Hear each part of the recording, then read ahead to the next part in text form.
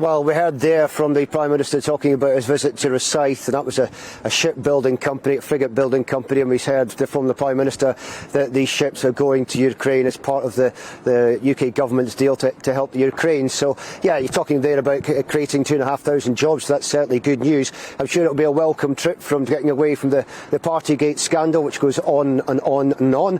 I'm sure he'll be delighted to get away from that and put the focus on something else indeed. However, have you heard from other people there? Ian Blackford calling it a farewell tour. It may well be that if the police find the evidence that may be there or not, but that may well be a farewell tour. We've heard from Alex Cole-Hamilton, the Liberal Democrat leader in Scotland.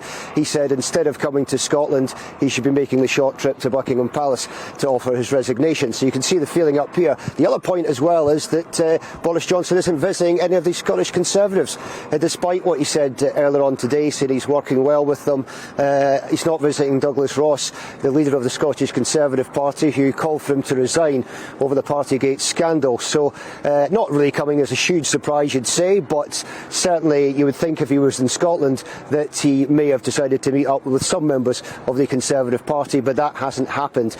He talked about Ukraine there, we heard some of that. He was supposed to be in Edinburgh, where I am, but so far he's not materialised here. And he's also going to Manchester later as well, down to the northwest, so I would imagine he'd be on his way. But yeah, I mean, he's come here for the day.